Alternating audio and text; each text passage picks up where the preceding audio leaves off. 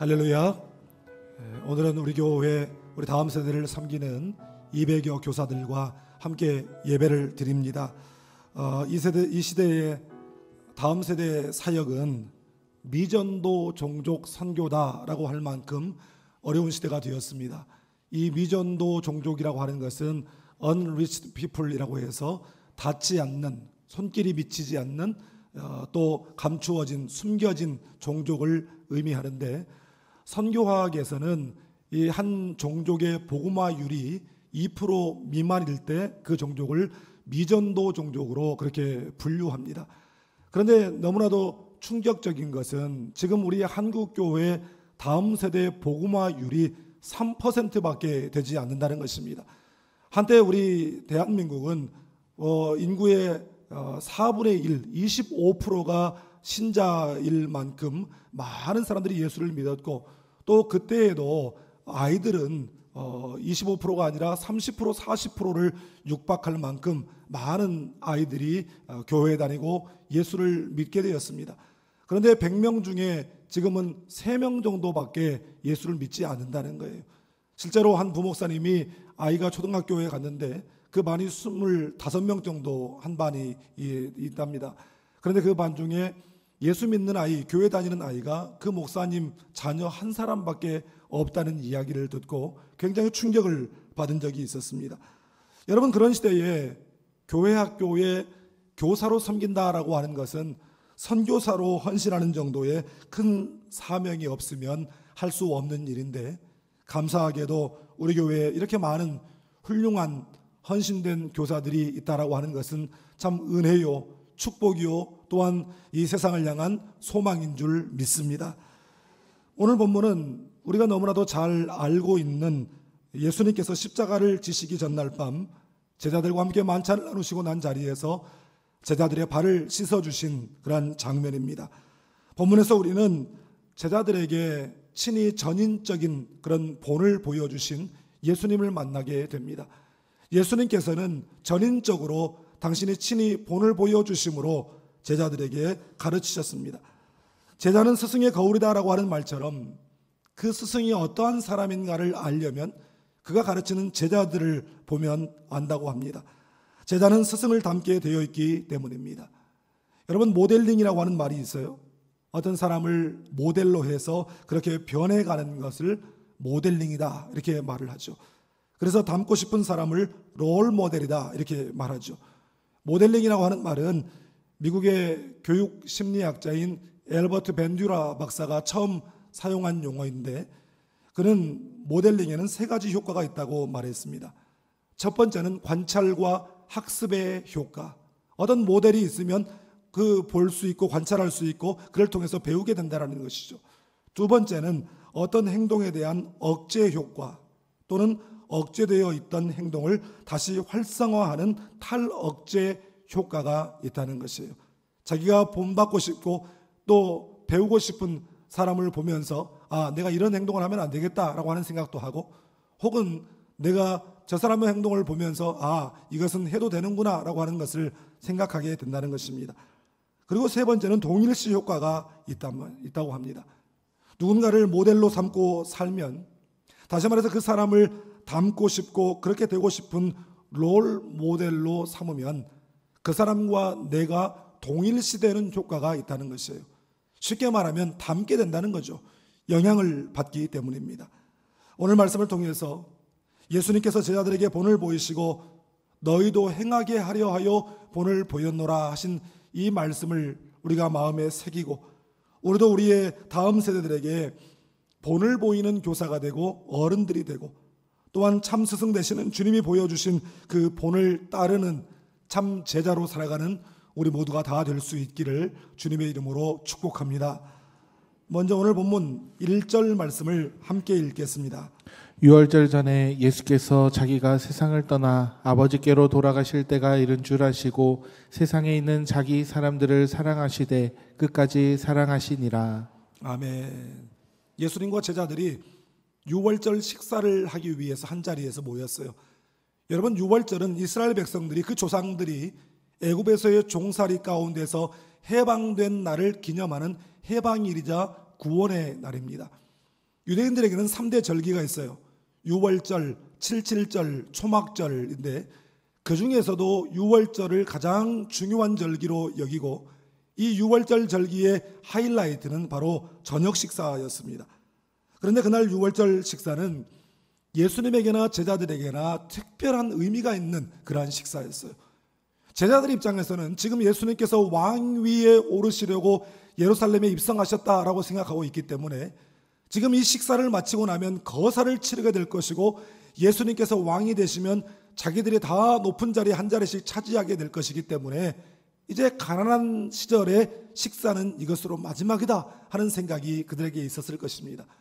또한 예수님 입장에서는 이제 이 식사를 마지막으로 하고 체포되시고 다음날 십자가에 못 박혀 죽으실 것을 알고 계셨기 때문에 예수님께도 이제 이 제자들과의 마지막 이 식사 자리가 굉장히 결연한 의지의 자리였고 최후만찬의 자리였던 것입니다. 그런데 주님은 죽음을 앞두신 그 와중에도 제자들을 걱정하시고 끝까지 사랑하셨어요. 바로 제자들의 발을 닦아주시는 것으로 그 사랑이 표현이 되었습니다. 더구나 주님은 당신이 체포당하시고 고난당하시고 십자가에 달려 죽으실 때 제자들이 다 배반하고 도망칠 것을 다 알고 계셨어요. 그런데 그런 제자들의 연약함과 허물과 죄에도 불구하고 끝까지 그들을 사랑하셨습니다. 예수님과 함께하는 마지막 만찬, 최후의 만찬 자리인데 전혀 그것을 알지 못하고 분위기 파악하지 못하고 마냥 들떠있는 제자들의 모습과 죽음을 앞두고 사랑하는 제자들과 마지막 식사를 하고 그들의 발을 닦으시는 예수님의 그 모습이 대조적으로 그렇게 느껴졌습니다.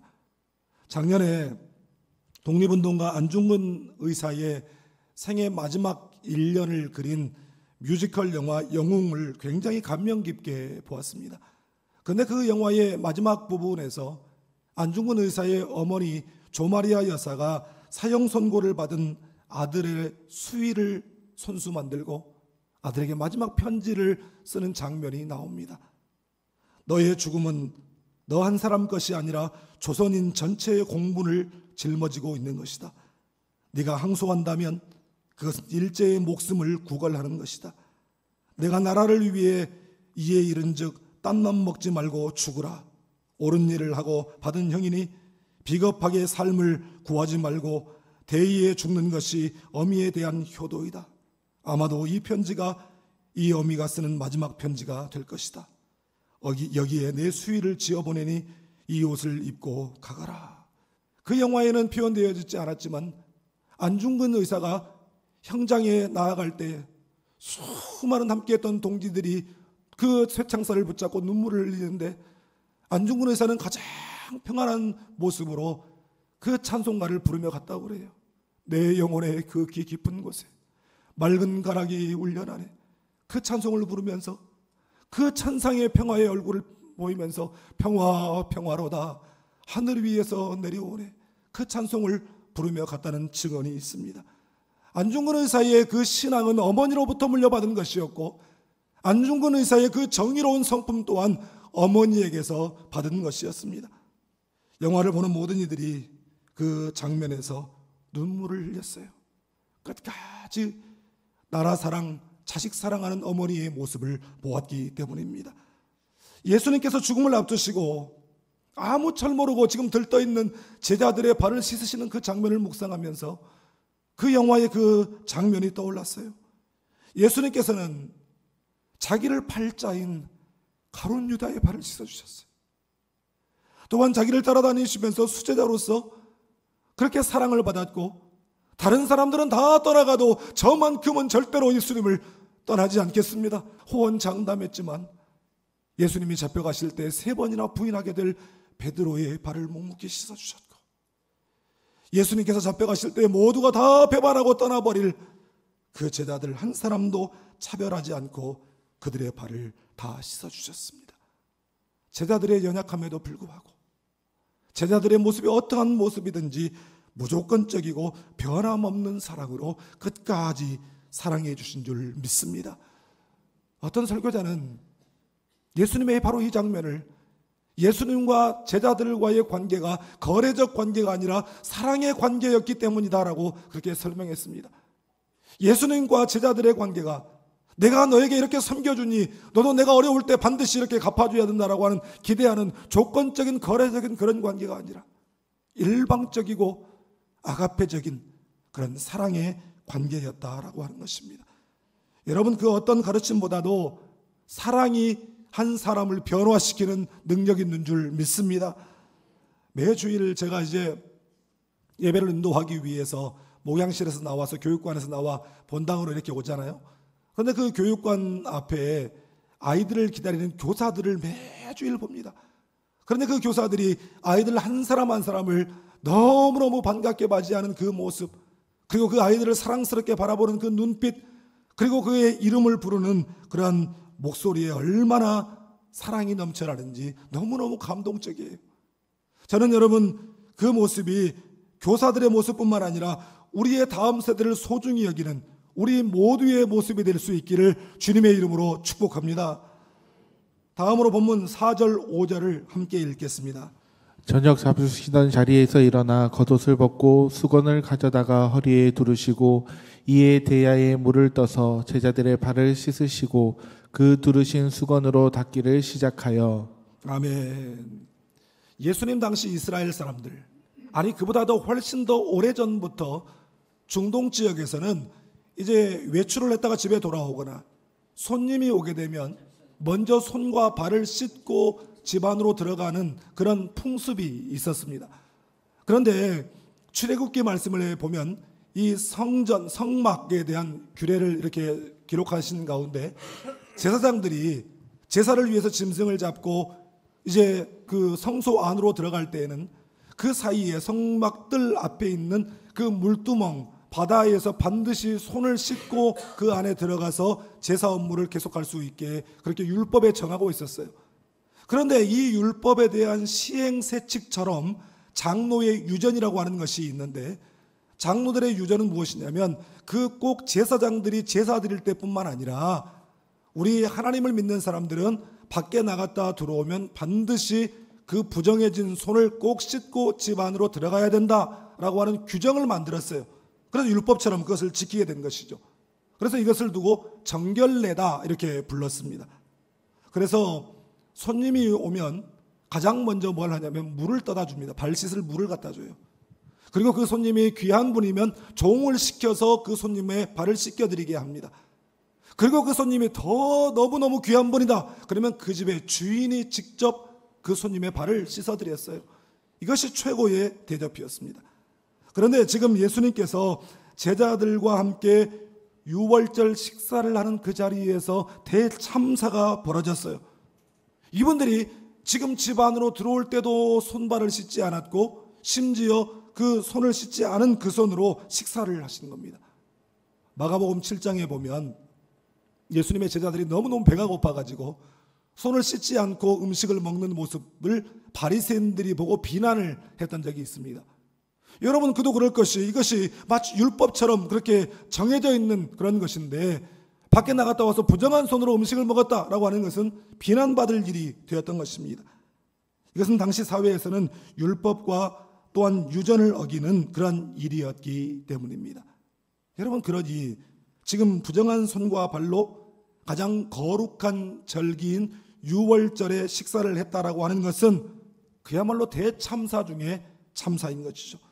이건 율법적으로도 예법적으로도 또한 상식상으로도 맞지 않는, 그런 있을 수가 없는 그런 일이었기 때문입니다. 그런데 아니 예수님께 따라다니는 제자가 12명인데 자기들끼리 뭐 발을 안 씻어준 것은 이해가 되는데 어떻게 12명이나 되는 제자 중에 단 한 사람도 예수님의 발을 씻어주는 사람이 없을 수가 있을까요?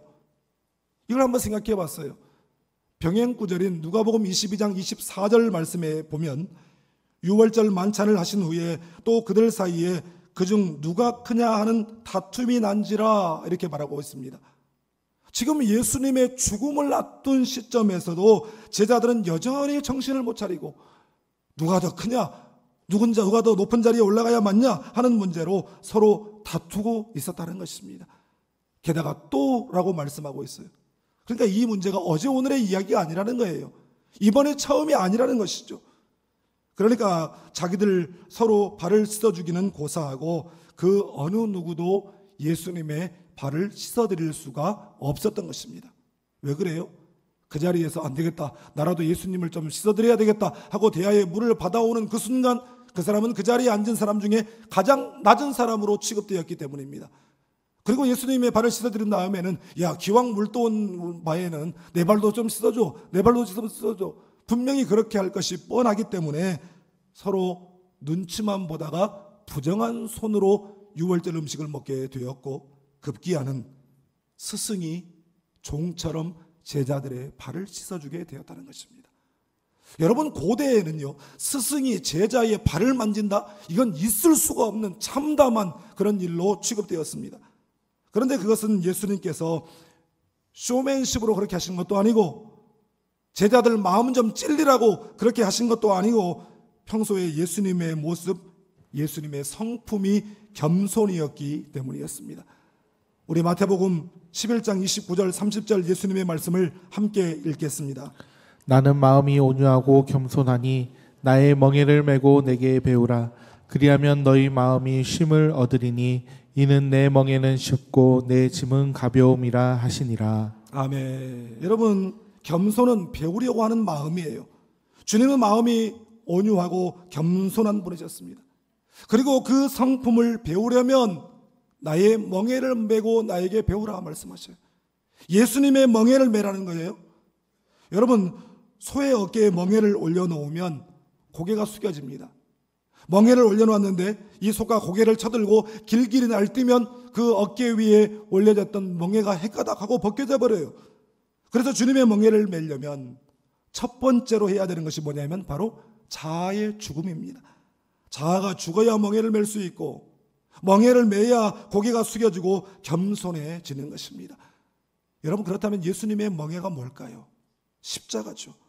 자아가 죽지 않으면 절대로 자기 십자가를 짊어질 수가 없는 것입니다.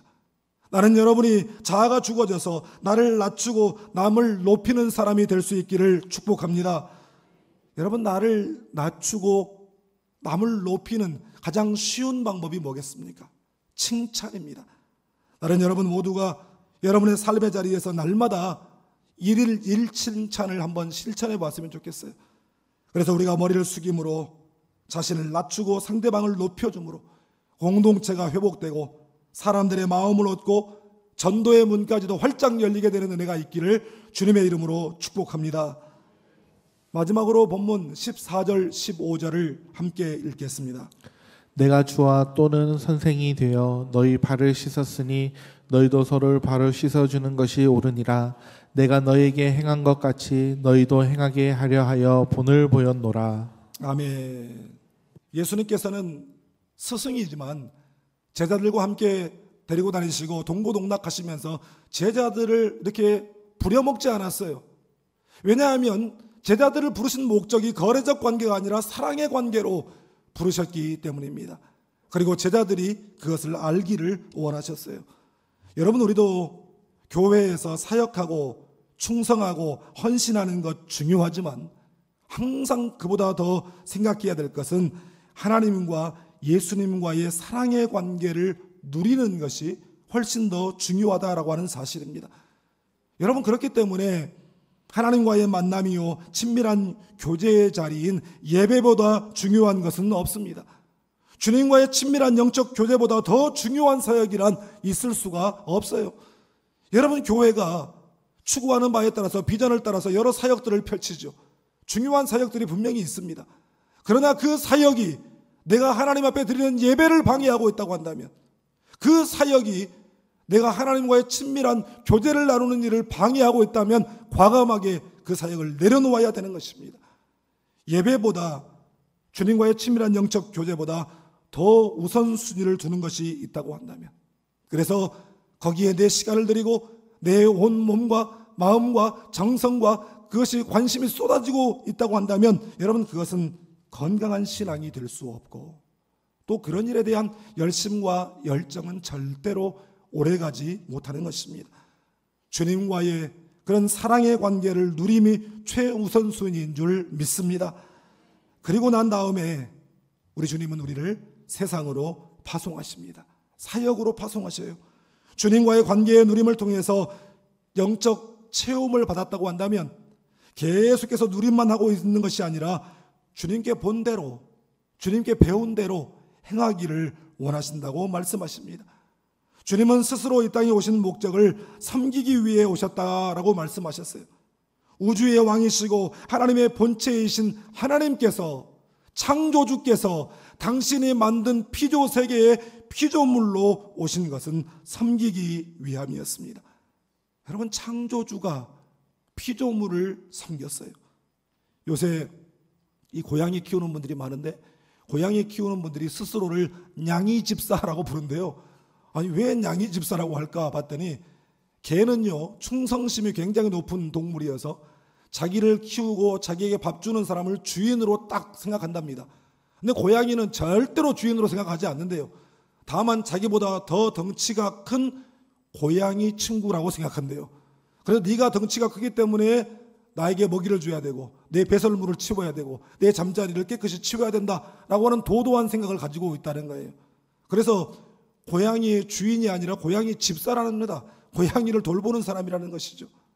여러분, 그런데 예수님께서 우리를 섬겨주신 것은 우리가 고양이의 집사가 돼서 옹야옹야 떠받들어주는 그 정도의 차원이 아니에요. 그분의 섬김은 창조주께서 당신의 손으로 만드신 피조물인 우리 인간을 위하여 당신의 목숨을 내어주신 수준의 섬김이었습니다. 여러분, 그렇다면 누가 섬겨야 되는 것이에요? 스승이 제자를 섬겨야 되고 윗사람이 아랫사람을 섬겨야 되고 어른이 젊은이들을, 어른이 아이들을 섬겨야 되고 건강한 자가 약한 자를 섬겨야 되고 부자가 가난한 자를 섬겨야 되는 것입니다. 그것이 성경적이에요. 그렇기 때문에 우리 교회에서 네이버 블레싱 사역을 펼치고 있는 것입니다. 여러분, 다음 세대 교육도 섬김으로 완성되는 것입니다. 우리가 주님 뜻 따라 섬기면 먼저는 우리의 인생이 기쁨이 넘쳐요. 그리고 우리 공동체가 기쁨이 넘치고 그 섬김을 통해서 구원의 역사가 일어나게 될 줄 믿습니다. 특별히 여러분, 우리 다음 세대를 생각할 때마다 이 시대 다음 세대 선교를 위해서 중보기도 해주시기를 바랍니다. 그 기도의 섬김이 다음 세대의 구원으로 이어지고 그것이 마지막 때의 교회의 소망이 되고 우리 주님의 기쁨이 될 줄 믿습니다. 노블레스 오블리주라고 하는 말이 있죠. 로마인들이 쓰던 라틴어로 귀족은 의무를 갖는다라고 하는 말입니다. 그러니까 신분이 높아질수록 도덕적인, 정신적인 더 큰 그런 의무가 요구된다라는 것입니다. 로마 시대 초기에 왕과 귀족들이 이런 도덕의식과 공공정신의 본을 보였기 때문에 로마를 부강한 나라로 만들었다고 평가합니다. 여러분, 그런데 노블레스 오블리주의 원조는 바로 우리 주님이십니다. 세상에서는 힘 있는 자, 권력과 권세 있는 자가 군림하게 되어 있지만 우리 주님은 하늘 보좌 영광을 다 버리고 이 땅에 오셔서 십자가에서 자기 목숨을 많은 사람을 위한 대속물로 내어주셨습니다. 그리고 그렇게 생명을 얻게 된 우리에게 이제 주님은 내가 너희에게 행한 것 같이 너희도 행하게 하려 하여 본을 보였다라고 말씀하십니다. 여러분, 우리도 예수님처럼 우리의 자녀들과 우리의 다음 세대들에게 본을 보이는 부모, 본을 보이는 어른, 본을 보이는 교사가 되고 주님의 사랑의 본, 겸손의 본, 섬김의 본을 따르는 예수님의 참 제자로 살아가는 우리 모두가 다 될 수 있기를 주님의 이름으로 축복합니다. 기도하겠습니다.